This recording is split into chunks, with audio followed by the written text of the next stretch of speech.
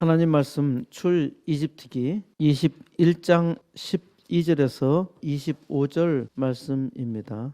눈은 눈으로, 이는 이로, 손은 손으로, 발은 발로. 아멘. 2001년 중국에서 어떤 버스 여성 운전기사가 버스를 운행하며 산길을 넘고 있었습니다.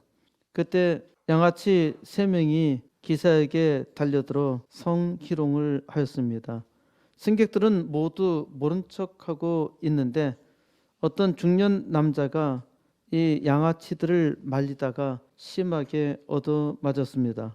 급기야 양아치들이 버스를 세우고 여성 기사를 숲으로 끌고 들어가서 번갈아 그 짓을. 한참 뒤 양아치 3명과 여성 기사가 돌아오더니 여성 기사는 아까 양아치를 제지했던 중년 남자한테 다짜고짜 내리라고 하였습니다. 중년 남자는 상당히 황당해하면서 아까 난 도와주려고 하지 않았느냐고 하니까 기사가 소리를 지르며 당신이 내릴 때까지 출발 안 한다고 단호히 말했습니다. 중년 남자가 안 내리고 버티다가 승객들이 그를 강제로 끌어내리고 짐도 던져버렸습니다. 그리고 버스가 출발했는데 기사는 커브길에서 속도를 가속해서 그대로 낭떠러지로 추락했습니다. 전원 사망. 중년 남자는 아픈 몸을 이끌고 시골 산길을 터벅터벅 걸어가다가 자동차 사고 현장을 목격합니다. 교통을 통제하는 경찰관이 말하기를 버스가 낭떠러지로 떨어져 승객이 모두 사망한 사고라고 합니다. 멀리 낭떠러지를 바라보니 자신이 타고 왔던 그 버스였습니다. 그 여성 기사는 오직 살만한 가치가 있던 유일하게 양아치들의 악행을 제지했던 그 중년 남자를 일부러 버스에서 내리게 하고서 모른 척 외면했던 승객들을 모두 지옥으로 데리고 갔습니다. 이 이야기는 연세대 명예교수 김동길 교수의 글에서 인용한 것입니다. 이 얘기는 중국에서 일어났던 실제적인 일이었는데 44번 버스라는 영화로 제작되었습니다. 44번 버스는 1999년 8월 중국의 한 지방신문에 전해진 충격적인 사건을 바탕으로 대만 출신의 테이안 엉 감독이 만든 11분 33초짜리 단편 영화입니다. 이 영화는 2001년 베니스 영화제 심사위원 대상을 비롯해서 2002년 칸 영화제와 썬댄스 영화제 등에서도 수상하며 단숨에 엉 감독을 유명한 감독으로 만들었습니다. 엉 감독은 이 44번 버스에서 여성 운전사 역을 맡았던 공 베이비와 2004년 결혼했습니다. 그런데 김동길 교수가 쓴 이야기는 영화와 상당히 다릅니다. 인터넷에서도 각색된 이야기가 많이 떠도는데 주로 김동길 교수의 이야기를 편집한 내용입니다. 실제 이 사건이 보도에 따르면 강도는 단 2명이었고 승객은 40명 대부분이 남성이었다고 합니다. 여성 운전사가 도움을 요청했을 때 대부분 외면했고 심지어 빨리 저들의 요구를 들어주라고 종용하는 사람도 있었다고 합니다. 단 한 명의 남자만 이 강도에게 저항했고 이 사건의 유일한 생존자가 되었는데 그의 이름은 우웨이 카이라고 합니다. 영화 44번 버스는 구성이 매우 엉성하고 아주 조잡합니다. 강도가 여성 기사를 끌고 가는 장면이나 중년 남자가 머뭇거리다가 여성 기사를 구하러 뒤쫓아 나갔는데 한 늙은 강도에게 두들려 맞고 칼에 찔리는 장면도 아주 엉성합니다. 살게 되었던 중년 남자가 탑승자 전원이 사망했다는 경찰의 무전을 듣고 미묘한 웃음을 짓는 마지막 장면은 더욱 기이하게 느껴집니다. 승객들 모두 다 죽었는데 그리고 그 여성 운전기사가 죽었는데 미소를 띠고 있다니. 어떤 사람은 이걸 이 영화의 압권이라고 합니다. 아주 엉성한 것이 허접한 영화를 다큐멘터리처럼 엮어내는 전략인지 모르겠습니다만은 감독이 그런 의도로 영화를 제작했다면 농락행위라 아니할 수 없습니다. 이런 영화가 베니스와 칸 영화에서 특별 감독상을 받았다는 게 참으로 신기합니다.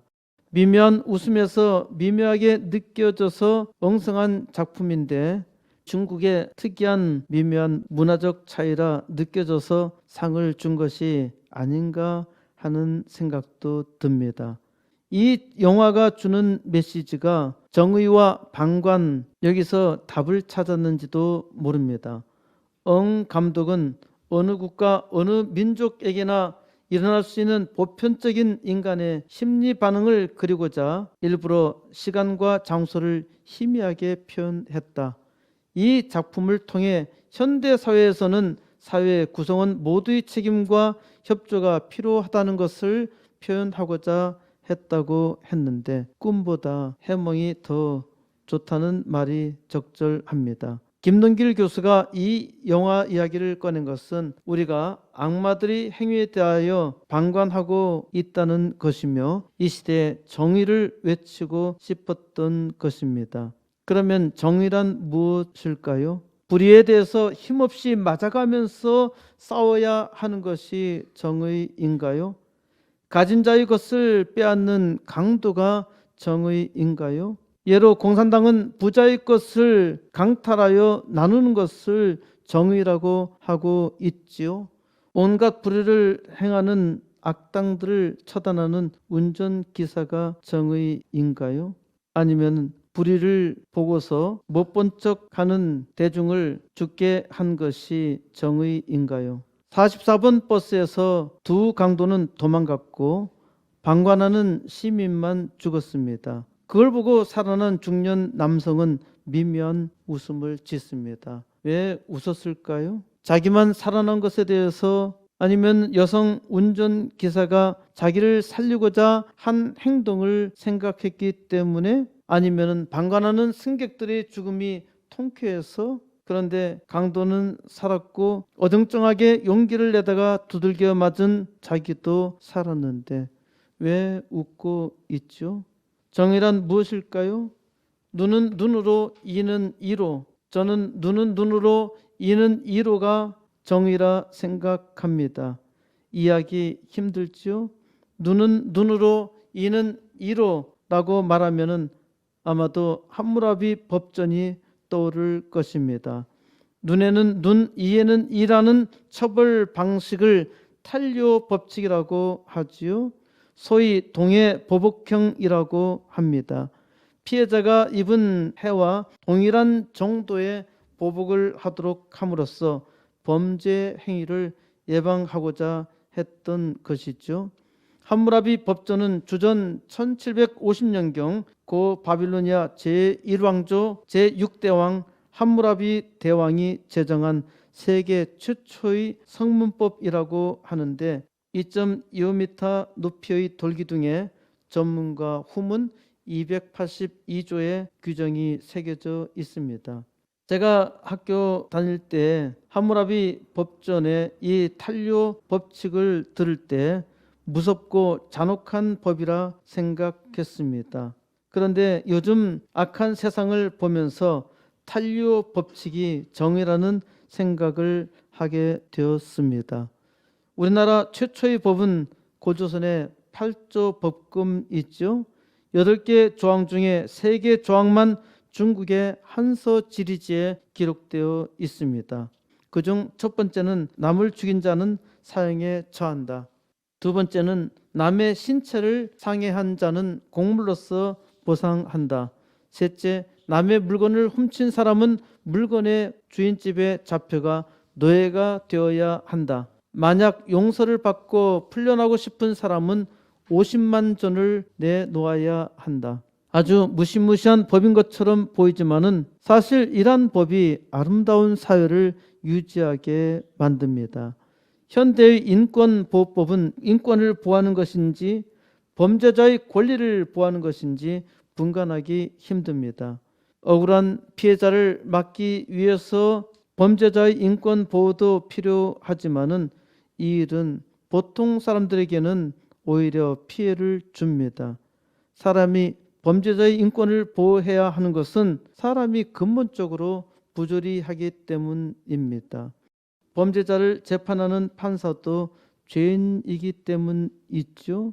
또한 사람의 죄를 판단할 수 있는 능력은 사람에게 없습니다. 아주 유능한 판사는 법의 논리에 따라서 판단할 뿐이고 아주 훌륭한 판사는 법의 철학에 따라서 정당하게 판단합니다. 그러면 무엇이 정의이고 정당할까요? 사람에게는 정의가 없어요. 사람에게 공통된 정의가 있나요? 전 세계 모든 시민을 통합할 수 있는 정의는 없습니다. 또한 정당한 것도 없어요.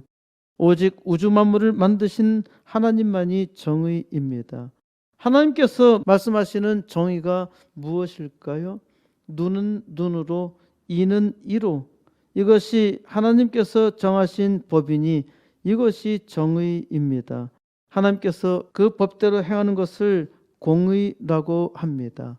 하나님은 눈은 눈으로, 이는 이로, 이에 따라서 심판하신다는 말씀입니다. 하나님께서 그의 법대로 행하신다면은 하나님 앞에서 살 자가 아무도 없습니다. 하나님께서 택한 백성에게 눈은 눈으로, 이는 이로 그 죄에 대해서 갚지 않으시기로 작정하셨습니다. 어떻게 공의로우신 하나님이 사람의 죄에 대해서 갚지 않으신다는 말씀입니까? 하나님께서 사람의 죄 대신해서 자기 아들 예수 그리스도로 우리의 모든 죄악을 담당하게 하셨기 때문입니다. 하나님께서 자기 아들 예수로 죄의 대가를 치르게 하시고 우리로 무한 용서하셨죠. 하나님께서 택한 백성에게 눈은 눈으로, 이는 이로 그 죄에 대해서 갚지 않는다는 것이 놀라운 복이죠.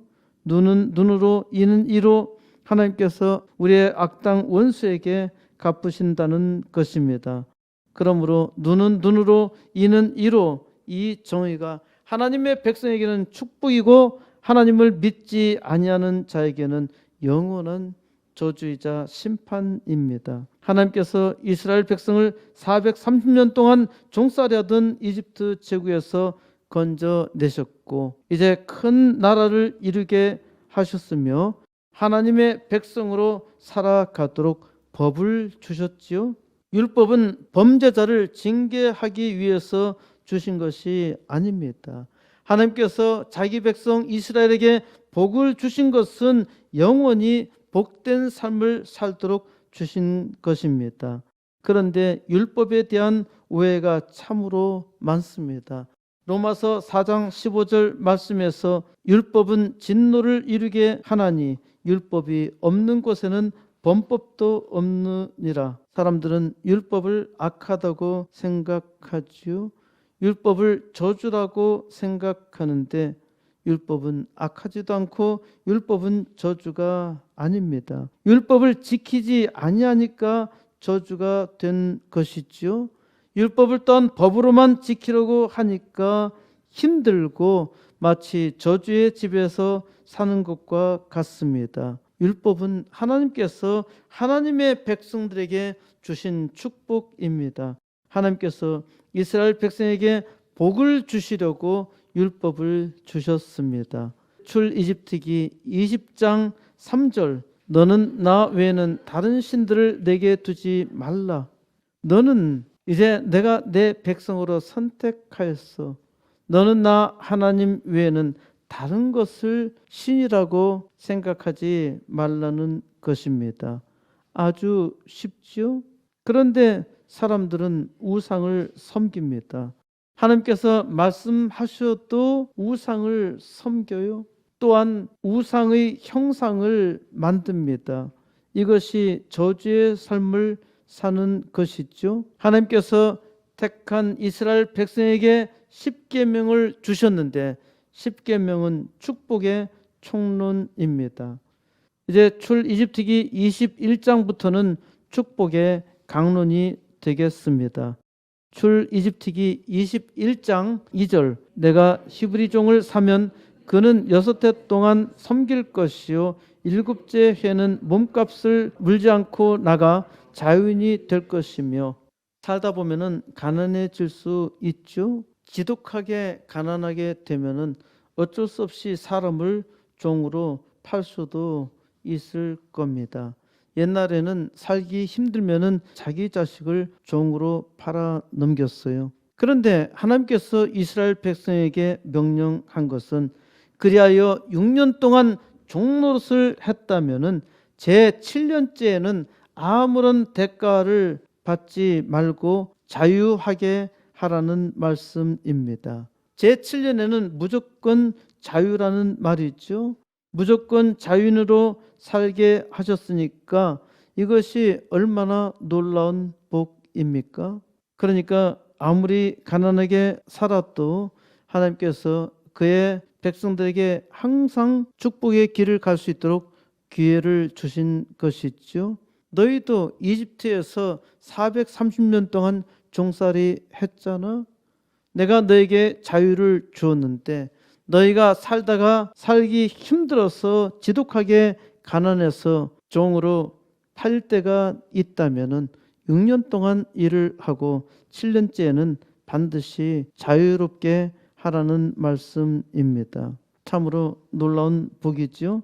세계 역사 가운데서 고대 이란 법이 없습니다. 12절 사람을 쳐 죽인 자는 반드시 죽일 것이나 만일 사람이 고의적으로 한 것이 아니라 나 하나님이 사람을 그의 손에 넘긴 것이면 내가 그를 위하여 한 곳을 정하리니 사람이 그리로 도망할 것이며 사람이 그의 이웃을 고의로 죽였으면 너는 그를 내 제단에서라도 잡아내려 죽일지니라. 사람을 쳐 죽인 자는 반드시 죽이라고 합니다. 살인한 자를 모두 다 무조건 죽여야 한다고 말하는 것은 아니죠. 사람이 계획적으로 살해한 것이 아니라면은 죽이면 안 되겠죠. 이렇게 사람 자신의 목적으로 살해한 것이 아니라면은 하나님께서 그 사람을 죽게 했다는 말입니다. 이런 경우에는 하나님이 그를 위해서 도피할 장소를 만들겠으니까 그리로 도망하면 살 것이라 합니다. 이것도 놀라운 일이죠. 살인 행위를 했어. 그런데 고의성이 없어. 그럴 때는 도피성을 만들어 놓을 테니까 도피성으로 피하라는 말입니다. 그러면은 살 것이라고 하죠. 그런데 고의로 살인을 해 놓고 도피성으로 도망가서 제단의 뿔을 붙잡고 있을지라도 반드시 끌어내어 죽이라고 명하십니다. 15절 자기 아버지나 어머니를 치는 자는 반드시 죽일지니라. 자기 아버지나 어머니를 치는 자는 반드시 죽이라 합니다. 자기 아버지나 어머니를 쳤다고 반드시 죽여야 하나요? 좀 심하다고 생각하시죠? 우리 자녀 여러분 좀 심하다고 생각하지 않나요? 그런데 잘 생각해 보세요. 자기 아버지나 어머니를 치는 자가 사람이라고 할 수 있나요? 자기 아버지나 어머니를 칠 수도 있다는 생각을 가질 수 있는데 그 생각을 가지고 있다는 것이 문제입니다. 하지만 이를 문제라 생각하지 않지요. 그래서 아버지나 어머니를 쉽게 칠 수 있는 것입니다. 요즘 이란 법대로 적용한다면은 많은 자녀가 죽을 수 있겠지요. 하지만 이란 법이 집행된다면은 단 한 사람만 죽여도 자기 아버지나 어머니를 치는 자가 없을 것입니다. 한 대 치다가 죽을 수 있는데 감히 칠 수가 있을까요? 자기 아버지나 어머니를 친다고 해도 아무런 형벌도 없죠. 그러니까 쉽게 치는 것이고 때로는 아주 심하게 치다가 죽는 것이지요. 16절 사람을 납치한 자가 그 사람을 팔았든지 자기 수하에 두었든지 그를 반드시 죽일지니라. 사람을 납치해서 팔았든지 자기 수하에 두었든지 반드시 죽이라고 합니다. 현대 사회에서 사람을 납치했다고 죽이는 나라는 거의 없어요. 사람을 납치해서 얼마나 악한 짓을 하는지, 납치 당한 사람은 평생에 그 고통 속에서 살아가는데, 때로는 납치해서 사람을 괴롭히는 것이 쳐서 죽이는 것보다 훨씬 잔혹하기도 합니다. 이들 중에는 IS와 같이 아주 흉포한 자들도 있지만은 노예보다 더 혹독하게 부리는 악당들도 가끔 있습니다. 17절 자기의 아버지나 어머니를 저주하는 자는 반드시 죽일지니라. 이건 자기 아버지나 어머니를 치는 것보다 훨씬 더 약한 것 같은데 동일하게 반드시 죽이라고 하죠. 자기 아버지나 어머니를 저주하는 자는 반드시 죽이라고 합니다. 자기의 아버지와 어머니를 저주했다고 반드시 죽이라니 좀 심하지 않나요? 자기 아버지나 어머니를 저주할 수 있다고 생각한다면은 이건 꽤 심한 형벌이라고 할 수 있습니다. 하지만 어떻게 자기 아버지나 어머니를 저주할 수 있나요? 아버지나 어머니를 저주하면 안 되지요. 아버지나 어머니를 저주한다는 것은 심히 악하며 어리석은 짓입니다. 그런데 자기의 아버지나 어머니를 저주하는 자가 꽤 많다는 겁니다. 18절 사람이 서로 싸우다가 하나가 돌이나 주먹으로 그의 상대방을 쳤으나 그가 죽지 않고 자리에 누웠다가 지팡이를 짚고 일어나 걸으면 그를 친 자가 형벌은 면하되 그간의 손해를 배상하고 그가 완치되게 할 것이니라. 사람이 서로 싸우다가 죽지 않는 경우에는 형벌을 면제받을 수 있습니다.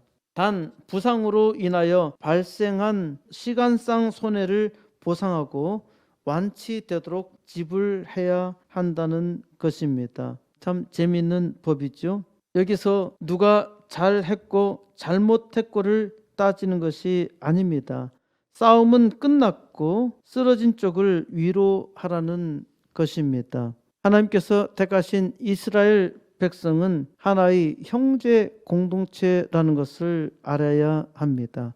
그러니까 형제와 서로 싸울 때 한쪽이 잘못할 수도 있지만은 그 싸움의 결과가 한쪽이 심하게 다쳤다면은 몸이 괜찮은 쪽은 다친 쪽에 그 시간상 일하지 못하는 것에 대해서 보상을 하고 완치될 때까지 돌보아야 한다는 말입니다.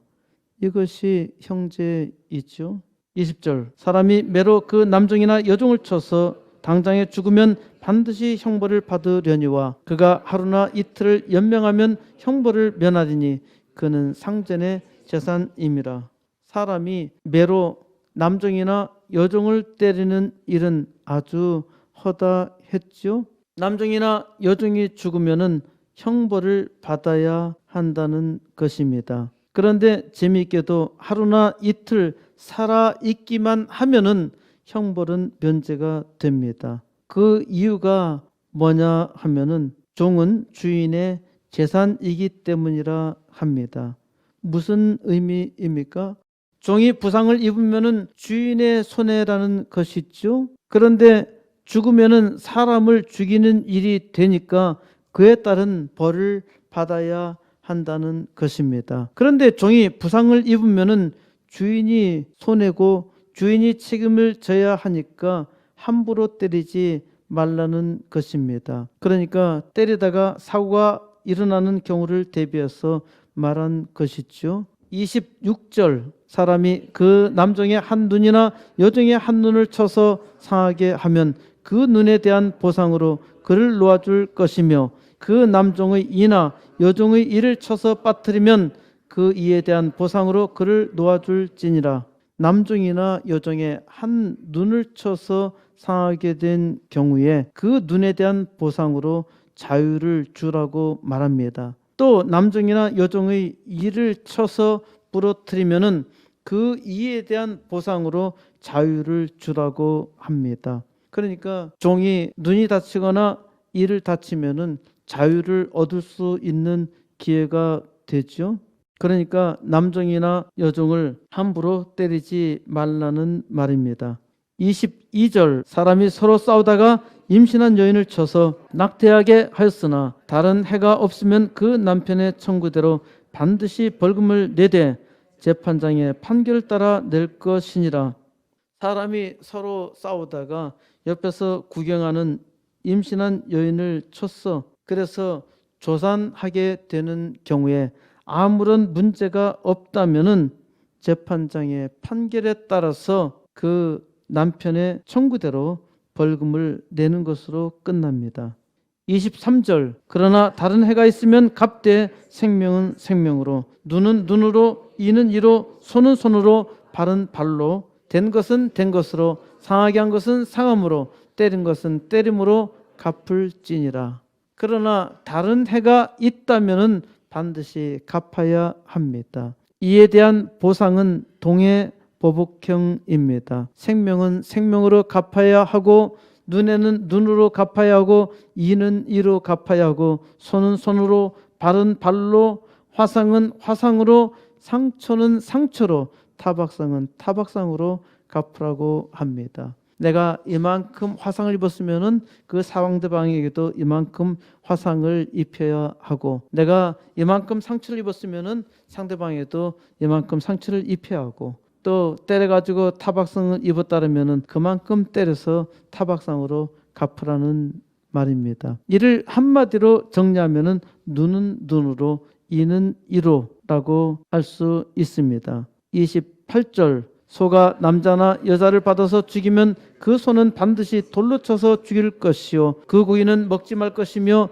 임자는 형벌을 면하려니와 소가 본래 받는 버릇이 있고 그 임자는 그로 말미암아 경고를 받았으되 단속하지 아니하여 남녀를 막론하고 받아 죽이면 그 소는 돌로 쳐 죽일 것이고 임자도 죽일 것이며 만일 그에게 속죄금을 부과하면 무릇 그 명령한 것을 그 생명의 대가로 낼 것이요 개가 사람을 물으면 그 개를 반드시 돌로 쳐 죽이라고 합니다.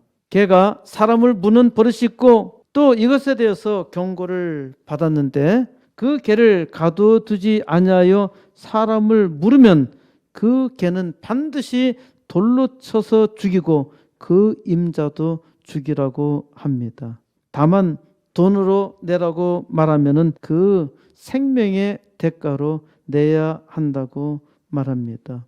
우리나라에도 가끔 개 물려가지고 다리가 엄청 뜯긴 일도 있는데요.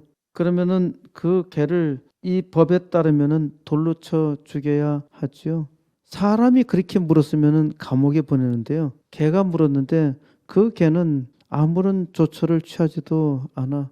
요새는 동물 인권이 개권이 인권보다 더 큽니다.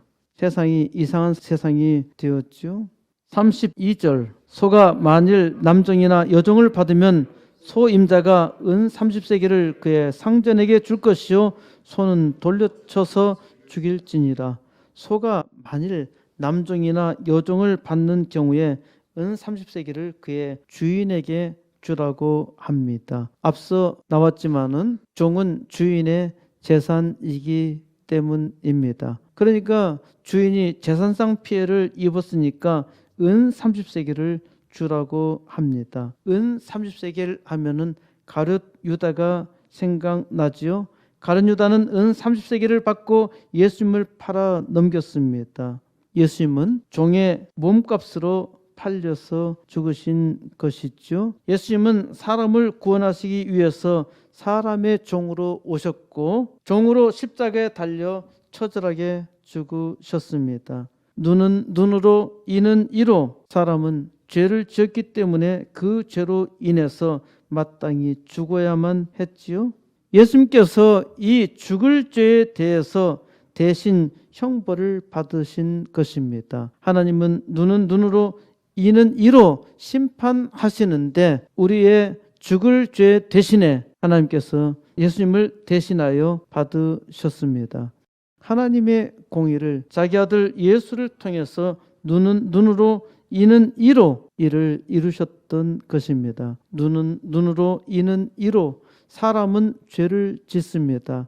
사람이 죄를 짓기 때문에 법이 필요하지요. 사람의 죄에 대해서 가장 정직한 법은 눈은 눈으로 이는 이로입니다. 눈은 눈으로 이는 이로, 이것은 죄를 심판하시는 하나님의 정의고 또한 어르신 하나님이 세상 만물을 다스리는 법입니다. 눈은 눈으로 이는 이로, 이것은 죄에 대한 공의로운 심판만이 아니라 사실 축복의 법칙입니다. 눈은 눈으로 이는 이로가 어찌 축복의 법칙인가요? 이는 하나님께서 심은 대로 거두게 하셨다는 법입니다. 콩 심은 데 콩나고 팥 심은 데 팥난다는 것이죠.